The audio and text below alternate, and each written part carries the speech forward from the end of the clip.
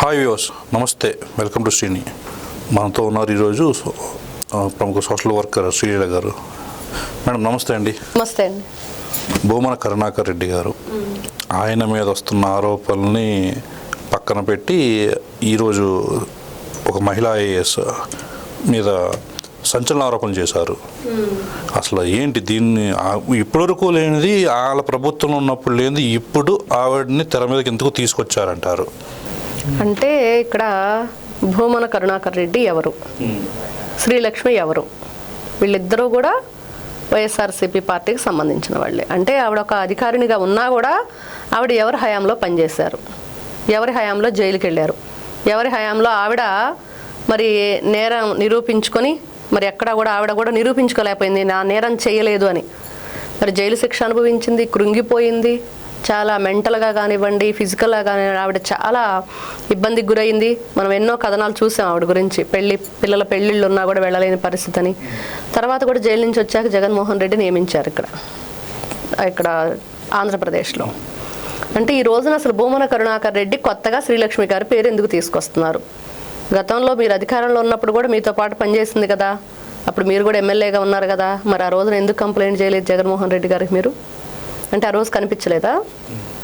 ఒకవేళ బయట పెడితే మీ దొంగతనం కూడా బయటపడిద్దని భయమా? ఊరుకోరు కదా, ఎత్తి చూపేటప్పుడు మీ కూడా చూపిస్తారు కదా వాళ్ళు. ఇదిగో మీరు చేసినవి కూడా నా దగ్గర చాలా చిట్టా ఉంది, అది కూడా నన్ను ఇప్పమంటారా అని అడుగుతారు అప్పుడు వాళ్ళు. అంటే ఇక్కడ భూమన కరుణాకర్ రెడ్డి ఏమంటున్నాడు, ఆ దొంగ మా దొంగ కాదు మీ దొంగ అని ఈయన భూమన బుకాయిస్తున్నాడు. ఆ బుకాయింపులు ఎవరైనా నమ్ముతారా? అంటే అయినా డైవర్ట్ చేస్తున్నాడు అక్కడ ఉన్న టాపిక్ని. అసలు అతను దేనికోసం ప్రెస్ మీట్ పెట్టాడు, ఏమి నిరూపించుకోవడానికి పెట్టాడు, ఈయన మీద ఎన్ని ఆరోపణలు ఉన్నాయి, ఈయన మీద ఎన్ని కేసులు ఉన్నాయి, ఈయన ఎన్ని విధాలుగా మరి ఆయన అధికారంలో ఉన్నప్పుడు చైర్మన్గా ఉన్నప్పుడు ఎన్ని అవినీతి కార్యక్రమాలకు తెరలేపారనేది కూడా మనం వింటూ ఉన్నాం. లడ్డూ విషయం కానివ్వండి, గోశాల విషయం కానివ్వండి, తిరుపతి దేవస్థానం టిక్కెట్ల విషయం కానివ్వండి, ఆ క్యూ లైన్లు, అక్కడ ఫుడ్డు ఫ్రీగా మనకి భోజనం సర్వీస్ ఉంది అక్కడ, దానికి సంబంధించి ఎవరు కూడా ఆ రోజున ప్లేట్లు వదిలేసి వెళ్ళిన పరిస్థితి. వాటన్నిటికి సమాధానం చెప్పు ఫస్ట్. ఇప్పుడు ఈ టీడీఆర్ బాండ్లకు సంబంధించి మరి అవన్నీ కూడా ఎలా అమ్ముకున్నాడు? అవన్నీ భూములన్నీ కూడా ఈయన ఆ బాండ్లన్నీ అమ్మేసుకున్నాడంట. మరి దాని మీద కూడా ఇతను ఈ రోజున నిరూపించుకోవాల్సింది నువ్వు నిరూపించుకోకుండా అసలు ఆవిడ గురించి అంటే ఒక మహిళ పట్ల వీళ్ళు గతంలో ఈ రోజున వైఎస్ఆర్సీపీ పార్టీలో ఉన్న మహిళలందరూ ఏం సమాధానం చెప్తారు భూమన కరుణాకర్ రెడ్డి మాటలకి? మహిళలను గౌరవించాలి, కూటమి ప్రభుత్వాన్ని గౌరవించడం చేత కాదని మాట్లాడతారు కదా వాళ్ళందరూ. నారా చంద్రబాబు నాయుడు గారి గురించి కానివ్వండి, పవన్ కళ్యాణ్ గారి గురించి, లేకపోతే లోకేష్ గారి గురించి మాట్లాడేటప్పుడు ఈ రోజున భూమన కరుణాకర్ రెడ్డి మాట్లాడిన మాటలు, ఆవిడకి 1,50,000 చీర ఉంది, 50 లక్షల విలువ చేసే విగ్గులు ఉన్నాయి, 11 విగ్గులు అంట. అంటే 11 విగ్గులు ఈ 11 మంది స్పాన్సర్ చేశారా ఏంటి? దాంట్లో ఈయన పేరు లేదని ఈయన బాధ. అసలు వైఎస్ఆర్సీపీ పార్టీకి 11కి లింక్ ఏంటి? 11 నేను వీడని నీడని నేనేలాగా ఎందుకు వీళ్ళని వెంటాడుతుంది? కలిసి వస్తున్న నెంబర్ అనుకుంటుంది, బాగా కలిసి వస్తుంది. లక్కీ నెంబర్ అయిపోయింది వైఎస్ఆర్సీ. ఒక జగన్మోహన్ రెడ్డికే కాదు, మొత్తం పార్టీలో అందరికీ కూడా ఇది లక్కీ నెంబర్ అయిపోయింది. ఆ 11ని అడ్డం పెట్టుకుని వీళ్ళు నాటకాలు వేస్తున్నారు అనమాట ఇట్లాంటివన్నీ. అంటే ఇక్కడ మహిళని అగౌరవంగా మాట్లాడటం, ఆవిడ హెయిర్ స్టైల్ గురించి మాట్లాడటం, ఆవిడ విగ్గులు పెట్టుకుంటుందని మాట్లాడటం, ఆవిడ చీరల గురించి మాట్లాడటం, ఈయనకేంటి బాధ? అయితే తండ్రి కొడుకులు చేసిన అవినీతికి సంబంధించి ఆధారాలు బయటపడుతున్నాయి. దాన్ని ఆవిడ మీదకి తోసేసి పక్క తప్పుకునే ప్రయత్నం మసిగూసి మారేడుకాయ చేద్దామని గుడ్డగాల్చి ఆవిడ వేస్తున్నాడు. తండ్రి కొడుకులు ఎన్ని చేశారో అందరికీ తెలుసు. దిండు దుప్పటేసుకొని రోడ్డు మీద పడుకొని ధర్నా చేస్తున్నానని చెప్పి ఓవర్ యాక్షన్ చేశాడు. అప్పుడు చూడలేదు అందరూ. వీళ్ళు అధికారంలో ఉన్నప్పుడు ఈ రోజు నిరూపించమనండి. నిజంగా బిఆర్ నాయుడు గారు సవాల్ విసిరారు కదా, మరి నిరూపించమనండి. ఈ రోజున అసలు శ్రీలక్ష్మి వ్యవహారం ఎందుకు? అసలు ఈవిడ మీద ఈ చర్చ అంతా జరగాల్సిన చర్చ దేని గురించి? నువ్వు చేసిన అవినీతి గురించి, ఆ టీడీఆర్ బాండ్ల గురించి, నీ కొడుకు నువ్వు దేని మీద సంతకాలు పెట్టారు, ఎవరికి అమ్మారు, తిరుపతిలో మీరు అవినీతి కార్యక్రమాలు ఎన్ని చేశారు, మరి ఆ హోటల్ నియామకం తాజ్ హోటల్ అంటున్నారు, ముంతాజ్ హోటల్, దానికి సంబంధించింది కానివ్వండి, మరి అక్కడ అన్యమతస్తుల నియామకాలు ఉద్యోగస్తుల్లో, మరి నా మనుషులు 2,000 మంది అని చెప్పి నువ్వు ప్రతిసారి వేసే డైలాగు. అంటే ఇక్కడ దొంగలు ఊళ్ళు పంచుకున్నట్లుగా మీరు ఇష్టం వచ్చినప్పుడు ఇష్టానుసారంగా పనిచేసుకున్నారు, ఇష్టానుసారంగా అవినీతి చేసేశారు, ఇష్టానుసారంగా మీ ఇష్టం వచ్చినట్లుగా ఊరేగారు. ఇప్పుడేమో బిఆర్ నాయుడు గారికి మొత్తం తెలిసిపోయింది, మా చీకటి వ్యవహారం అంతా మేము చేసిందని కూడా మా బ్రతుకు బస్ స్టాండ్ అని ఇంకా మా వ్యవహారం అంతా బయట పెట్టేస్తాడు. ఇప్పుడు ఏదైనా డైవర్షన్ చెయ్యాలి అంటే ఈరోజు శ్రీలక్ష్మి గారి పాత్ర అక్కడ తీసుకొచ్చాడు. మీరు ఐఏఎస్ఎల్ని ఐపీఎస్ఎల్ని ఎంతమందిని వాళ్ళ జీవితాలను సర్వనాశనం చేశారు? ఎంతమందిని? పిఎస్ఆర్ ఆంజనేయుల పరిస్థితి ఏంటండి? ఆయన ఎంత దేనిలో ఇన్వాల్వ్ చేశారు? సంజయ్ పరిస్థితి ఏంటి? మరి సంజయ్ తనంతట తాను వచ్చి లొంగిపోలేదా? ప్రెస్ మీట్లు పెట్టేసి ఆర్ట్స్లు అటాచ్ చేసుకుంటాం, సోషల్ మీడియాలో ఎవరైనా మాట్లాడితే అని చెప్పేసి ప్రగల్భాలు పలికాడు. మరి ఆ డిపార్ట్మెంట్ ఫైర్ స్టేషన్ డిపార్ట్మెంట్ సంబంధించి మరి దాంట్లో ఎన్ని వీళ్ళు ఉద్యోగస్తులు భర్తీలకు సంబంధించి దాంట్లో అడ్డగోలుగా ఏ విధంగా చేశారు? మరి ఒకటా రెండా చెప్పుకుంటూ పోతే భూమన కరుణాకర్ రెడ్డి అనే వ్యక్తికి అసలు ఈ మాట్లాడే ఇది లేనే లేదు, ఆ హక్కు లేదు, అర్హత లేదు ఆ వ్యక్తికి. మీరు నిరూపించుకోవాల్సింది నిరూపించండి, వాళ్ళ మీద వీళ్ళ మీద చెప్పడం తర్వాత. ఈ రోజున నువ్వు దొంగవని చెప్పి అందరికీ తెలుస్తుంది, మరి ఒక దొంగ ఇంకో దొంగ గురించి చెప్పడం అంటే చాలా హాస్యాస్పదంగా ఉందని ప్రజలు మాట్లాడుకుంటున్నారు. ఈ దొంగ మా దొంగ కాదు, మీ దొంగ ఏనంటున్నాం, ఇంకో దొంగ అంటున్నారు. మరి దానికి ఏం సమాధానం చెప్తాడు భూమన కరుణాకర్ రెడ్డి?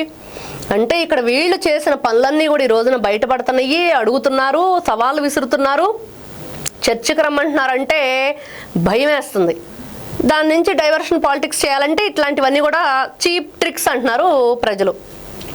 అండ్ ఇప్పుడు ముంతాజ్ హోటల్ విషయానికి వస్తే అంతకుముందు ఇక్కడ టెంపుల్ డెవలప్మెంట్ ప్రాజెక్ట్ ఒకటి అశోక్ అనే వ్యక్తి తన కంపెనీ నుంచి స్టార్ట్ చేస్తాయి పర్మిషన్స్కి వెళ్తే అది వన్యప్రాణులు సంచరించే ప్లేస్ కావడంతో మేము పర్మిషన్ ఇవ్వలేము అని చెప్పి 2017-18లో చంద్రబాబు నాయుడు గారు ప్రభుత్వంలో ఉన్నప్పుడు మేము పర్మిషన్ ఇవ్వడం కుదరదని చెప్పి తిరస్కరించారు.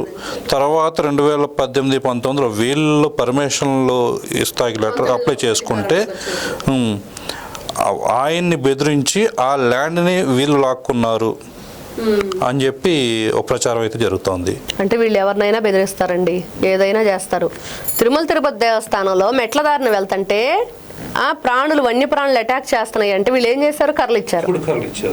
కర్రలు ఇచ్చి ఏం చేస్తారు? దానికి మళ్ళీ పేమెంట్ కింద 10 రూపాయలు ఇవ్వాలి, పైకి వెళ్ళి ఆ కర్ర ఇవ్వకపోతే 110 రూపాయలు కట్టాలి.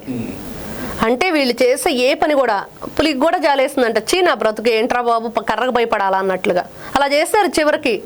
అసలు వీళ్ళు అక్కడ ఫెన్షింగ్ వేయటమో లేకపోతే అవన్నీ ప్రాణాలు సీసీ కెమెరాస్ పెట్టి మనం అవి ఎక్కడ సంచరిస్తున్నాయి గమనించి ఆ బోన్లు పెట్టి పట్టి వాటికి తగిన ప్రదేశంలో వదిలిపెట్టడం, ఇలాంటివన్నీ వాళ్ళు ఏది చేయరు. ముంతాజ్ హోటల్ కూడా అంతే. అదే కాదండి, వాళ్ళు తిరుపతిలో ఈ తుడాకు సంబంధించి చెవిరెడ్డి భాస్కర్ రెడ్డి మరి ఈయన వీళ్ళందరూ ఎంత దోచుకున్నారు, ఎంత దాచుకున్నారు. ఆ తుడాకు సంబంధించిన వెహికల్ ఉంది ఫార్చునర్, దాన్ని కూడా డబ్బులు ఈ అటు ఇటు మనీ లాండరింగ్ చేయడానికి ఎంతగా ఉపయోగించారు. వీళ్ళ చరిత్ర అంతా కూడా దాచుకో పంచుకో. మరి ఇలాంటి చరిత్ర కలిగిన వీళ్ళు ఈ రోజున ఇంకొకరిని వాళ్ళు ఏదో తప్పు చేశారని మాట్లాడుతుంటే మీరు చేపించారు కదా తప్పులు వాళ్ళ చేత. ఐఏఎస్ఎల్ ఐపీఎస్ఎల్కి విలువ లేకుండా చేశారు, వాళ్ళ జీవితాలను సర్వనాశనం చేశారు. సెల్యూట్ కొట్టించుకోవాల్సిన వాళ్ళు సెల్లో నిలబెట్టేటట్టు చేశారు. మరి లాఠీలకు బేడీలు వేయించారు మీరు. మరి ఇలాంటి చరిత్ర ఉన్న మీ గురించి చెప్పుకోవాలి కానీ మీ చేత వాళ్ళు నాశనం అవ్వబడ్డ వాళ్ళు, లేకపోతే మీ చేత మోసగింపబడిన వాళ్ళు, మీ వలలో చిక్కిపోయి మీ చేత వాళ్ళు మోసగించబడిన వ్యక్తుల్ని మీరు మళ్ళీ మాట్లాడటం అంటే చాలా హాస్యాస్పదంగా ఉంది భూమన కరుణాకర్ రెడ్డి గారు అని చెప్పి రోజున అందరూ కూడా మాట్లాడుకుంటున్న విషయం. అయితే ఈ అశోక్ అనే వ్యక్తి ఎవరైతే ఉన్నారో ఆయన ఇచ్చిన కంప్లైంట్ మీద ఏ విధమైన యాక్షన్ తీసుకోబోతున్నారు అంటారు? అంటే యాక్షన్ అంటే అండి, ఒకటి అసలు వీళ్ళు ఏ చట్టం కింద అది ఆ రోజున కూటమి ప్రభుత్వం గతంలో ఉన్న టీడీపీ 2019కి ముందు 15 టైంలో ఎందుకు తిరస్కరించారు, మరి వీళ్ళు ఏ విధంగా దాన్ని స్వాధీనం చేసుకున్నారు, స్వాధీనం చేసి ఏం చేస్తున్నారు వీళ్ళు అక్కడ, మరి దాని మీద ఎలాంటి చర్యలు తీసుకోవాలనేది ఈ రోజున దాని మీద కేసు నడవాలి. మరి దాని మీద కేసు పెడితే వీళ్ళు దానికి సంబంధించి ఏం చెప్తారు. మరి తండ్రి కొడుకులు ఇద్దరు మనం చూసాం, ఆ అబ్బాయిని చిన్న అబ్బాయిని పాపం ఆ డ్రైవర్ని మరి ఎంత ఘోరంగా అబ్బాయిని చిత్రహింసలు గురి చేశారండి బాబోయ్. చూస్తుంటే అసలు వీళ్ళు మనుషులా నరరూప రాక్షసుల, క్రూర జంతువులు కూడా జాలి పడతాయంట, వీళ్ళకి ఆ జాలి కూడా లేదా అన్నట్లుగా వాళ్ళు ప్రవర్తించిన తీరు. అంటే వీళ్ళు మనుషులను చంపటానికి కూడా వెనకాడినంతగా వీళ్ళు దిగజారిపోయారంటే ఇంక ఇట్లాంటి వ్యక్తులు మనీ ఏంటండి, ల్యాండ్ ఏంటండి, దేన్ని కూడా వదిలిపెట్టరు. కాబట్టి నిజంగా ఇట్లాంటి వ్యక్తులను శిక్షించాలి. అంటే శిక్షలో ప్రజలందరూ ఏం కోరుకుంటున్నారంటే శిక్షలో మార్పులు రావాలి.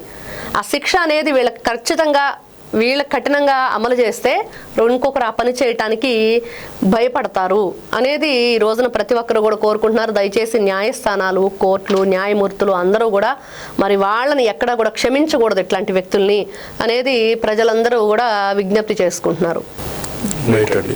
చూద్దాం ఇది ఎంతవరకు వెళ్తుందో చూసి మరిన్ని విషయాలు చర్చిద్దాం. నమస్తే.